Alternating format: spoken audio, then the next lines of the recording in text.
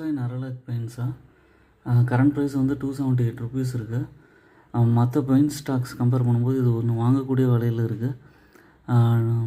இது market capital வந்து 22,000 crores. இப்போ தான் ஒரு நல்ல கரெக்ஷன் கொடுத்துட்டு ஒரு 200 ரேஞ்சில் போயிட்டு 250 ரேஞ்சில் போயிட்டு திரும்ப ஏற ஆரம்பிச்சிருக்கு. இதோட பாசிட்டிவ்னஸ் பார்த்திங்கன்னா டெஃப் ஃப்ரீ, அப்புறம் ஹெல்த்தி டிவிடெண்ட் பே அவுட் 31% இருக்குது.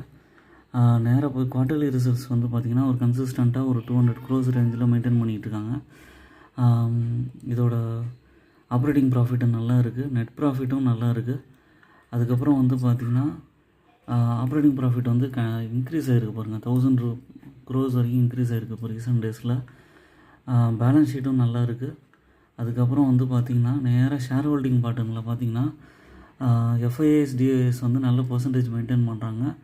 இது ஒரு லாங் டேர்முக்கு நல்ல ஸ்டாக்கு.